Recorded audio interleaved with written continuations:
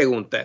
Tenemos a un Luis Videgaray que comienza como secretario de Finanzas del Estado de México. Ya en algún momento el periodista Paco Cruz, autor de García Luna, el señor de la muerte, nos decía aquí en Sin Censura que es una mente criminal, supuestamente, Luis Videgaray desde ese entonces, ¿no? Que hace estos lazos con Enrique Peña Nieto, porque Enrique Peña Nieto, pues es lo que dice Paco Cruz, es un criminal sin cerebro, y se junta con alguien que es una gran mente, ¿no? Ya lo dices tú, tiene doctorado, le estudia de hecho en el MIT, imagínese usted, y comienza con ese Enrique Peña Nieto, con un ingreso anual en la Secretaría de Finanzas del Estado de México, pues de algunos millones. Sin embargo, para el 2005 ya se reporta un ingreso de más de 13 millones y medio anuales. Esto yo creo que para cualquier titular de la Unidad de Inteligencia Financiera hubiera saltado una serie de alarmas, si es cierto esto que es esta finalidad que tiene la Unidad de Inteligencia Financiera. En 2006, ¿qué queda? Felipe Calderón como presidente de México, ¿su Unidad de Inteligencia Financiera hizo algo al respecto? Bueno, de hecho, esta investigación, Toño, es de la Unidad de Inteligencia Financiera de Felipe Calderón, o sea, es la UIF, como la conocemos ahora, que está con Santiago Nieto, en aquella época con Felipe Calderón, es la que da seguimiento a estas informaciones, y es el expediente que nosotros obtuvimos, el que se llevó a cabo en aquella época por parte del gobierno de Felipe Calderón. Hay que recordar que Felipe Calderón fue uno de los mandatarios que más foco puso en el resto de los políticos, o sea, como que quería espiar a todos por todas las vías posibles, por eso creó su plataforma México y al frente de esta tuvo a Genaro García Luna y también empleaba las otras áreas de inteligencia, tanto de inteligencia militar como inteligencia civil, y en la parte de inteligencia civil pues estaba el Centro de Investigación y Seguridad Nacional también haciendo un trabajo de espionaje terrible durante todos los años que él gobernó, y por supuesto la Unidad de Inteligencia Financiera era usada de forma facciosa para investigar a medio mundo. Lo mismo ocurrió con el Servicio de Administración Tributaria y todas estas persecuciones fiscales que hubo en su momento contra una gran evasión de impuestos, ¿no? Devoluciones multimillonarias a quienes eran las empresas favoritas de él, etcétera, etcétera. Entonces, él echó mano de todos los recursos que tenía en materia de inteligencia, de fiscalización y de investigación para perseguir a quienes tenía en la mira a este personaje tan perverso como fue Felipe Calderón en su momento y además en el máximo cargo del poder nacional. Entonces, digamos que echó mano de todos estos recursos para pues prácticamente desnudar a quien fuera en todos los ámbitos de la vida, o sea, te podían espiar desde el teléfono, la computadora, hasta tus finanzas, todas tus cuentas bancarias y también revisar tu vida personal, haciéndote seguimientos, etcétera, etcétera. Entonces fue terrible realmente lo que pasó con Calderón. Y mira, lo podríamos tomar como algo muy positivo, que se investiga a los políticos y si tienen algún tipo de vínculo con el crimen organizado o por qué tendrían este tipo de ingresos. Te hago la pregunta porque, pues, a mi parecer, no hubo ningún tipo de consecuencia al respecto. Sí, tenemos a un Felipe Calderón espiando puede ser sus adversarios políticos, a gente como Luis Videgaray que pertenece a otro partido que no era el de él, ¿no? El PAN.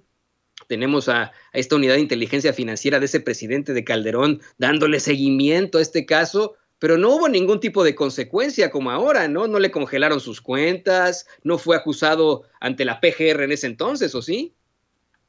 No, y básicamente yo creo que es por los acuerdos a los que llegaba con estos personajes a los que espiaba. O sea, digamos que era un poco para mantener el control en torno a digamos, todo el medio político, entonces, y también empresarial, por supuesto.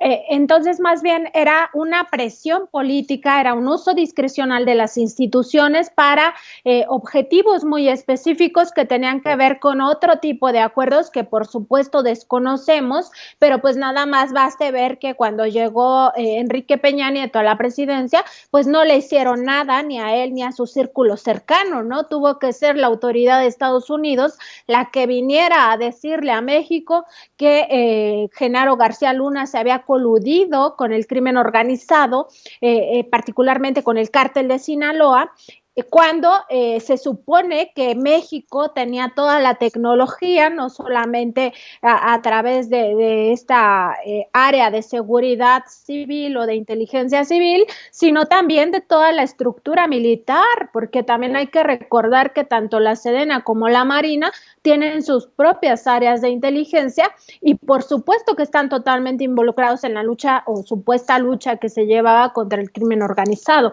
Entonces, nos habla más bien de un uso faccioso con fines específicos, con acuerdos que derivaron en grandes casos de impunidad y que ya está demostrado que pues fueron en el momento, en el caso de Felipe Calderón, pues responsables de un montón de crímenes, ¿no? Todo por librar una guerra contra el resto de cárteles para encumbrar al cártel de Sinaloa. De eso ya me parece que no hay duda para nadie. Y además de todo, hay que resaltar la realidad. ¿Qué pasa después del sexenio de Felipe Calderón? ¿Quién llega después del sexenio de Felipe Calderón? Llega un Enrique Peña Nieto y junto con él, como te decía mi querida Nancy, un Luis Videgaray. Obviamente, ya esta es la última, obviamente no le dieron seguimiento en la unidad de inteligencia financiera de Enrique Peña Nieto al caso, ¿verdad? No, bueno, evidentemente yo pienso que no, porque finalmente quien ya estaba asignado a la unidad de inteligencia financiera era un subordinado de Luis Videgaray. Y bueno, después ya sabemos quiénes asumen el cargo en la Secretaría de Hacienda. José Antonio Meade, que por supuesto tampoco le iba a dar seguimiento a estas investigaciones, etcétera, etcétera. Entonces, estamos hablando de que los propios priistas pues no se disparan en el pie, no se iban a autoinvestigar, no iban a, o es probable que tal vez generaran investigaciones internas, pero con fines igualmente discrecionales, muy políticos para tal vez presionar a algunos personajes, pero al final del día pues no pasó nada. O sea, de hecho la unidad de inteligencia financiera hasta este sexenio parecía que no operaba, o sea, que no metía a la cárcel a nadie, y decir metía a la cárcel porque a través de estos seguimientos la unidad de inteligencia financiera está obligada a enterar a la autoridad judicial, en aquel caso la Procuraduría General de la República, de que ha encontrado elementos que configuran algún tema financiero delictivo, es decir, podría ser desde un fraude a la hacienda pública, un caso de corrupción, un tema de lavado de dinero para el crimen organizado o financiamiento al terrorismo, o todas estas áreas que investiga la unidad de inteligencia financiera, tenía que llevarlo a la autoridad judicial, y que todos estos casos terminaran en procesos en contra de los delincuentes, de los criminales. Y sin embargo, bueno, al paso de los años podemos ver que lo que enteró la unidad de inteligencia financiera, la Procuraduría General de la República, pues no derivó en sentencias ni nada, ¿no? Ni en grandes casos. Así es, terminó una situación verdaderamente